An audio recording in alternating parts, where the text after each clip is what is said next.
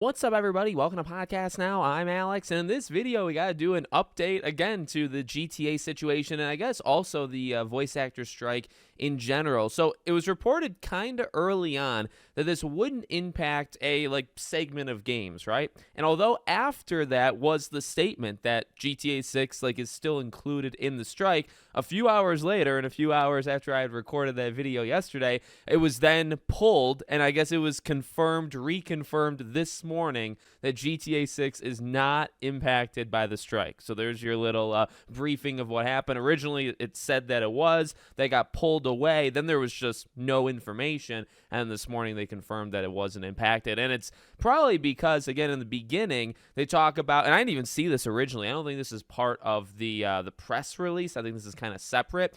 This strike does not impact live service games, which is an interesting one, I guess, like ongoing things, right? Doesn't impact that, and doesn't impact any game that was in development prior to, I believe, September of 2023, which, by the way, I know this is, a GTA video to kind of mend, what we talked about yesterday, but a game like Wolverine was also in development before that, so I would imagine that's safe. A game like Wonder Woman was in development before then. I assume that's safe. To be honest with you, a lot of the games that I've talked about in the last 24 hours that I've thought would be impacted, they all kind of fall in the exempt category. So I don't know. Personally, I don't know what games at this point, maybe like a Venom for Insomniac or like a Spider-Man 3, like those probably haven't started, officially yet. Or if they did, they probably did start after September of 2023. We talk about Take-Two, and you get the BioShocks of the world. I mean, that's been in development for 6 years, so that might be safe, even though that's 10 years away. Mafia, same thing. GTA, same thing. So it's not to diminish it, because I'm sure it will impact games, right? And there's already been things online of studios are willing to sign that short-term agreement, or the new agreement on an actor per actor basis. That's already a thing going out there. So again, not diminishing it, because this thing should be solved rather quick. They've done the hard part. It's all about AI, and it's just leave the voice actors alone. Don't steal their voices with AI. Come to some sort of agreement with that, right? Have it be completely up to the actors to, they have to agree to it. It doesn't really seem that all that hard, you know what I mean? So, hopefully this gets resolved fast, and I am on the actor's side.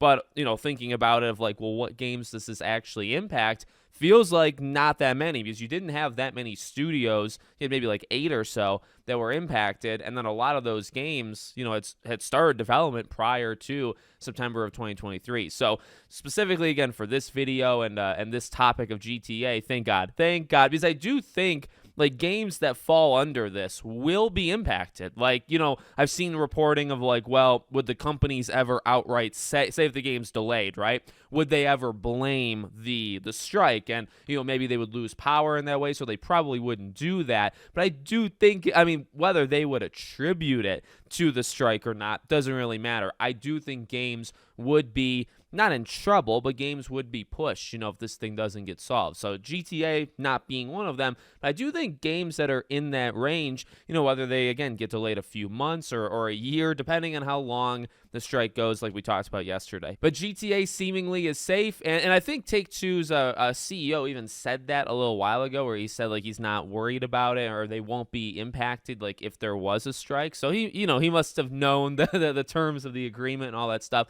Thank God. So we're still looking pretty locked in, at least maybe for fall of 2025. We'll have to see if they do that last minute, delay that they tend to do with all of their big games. So let me know what you guys think in the comments. Make sure you're subscribed to the channel, bell icon turned on. I hope to see you all on the next one.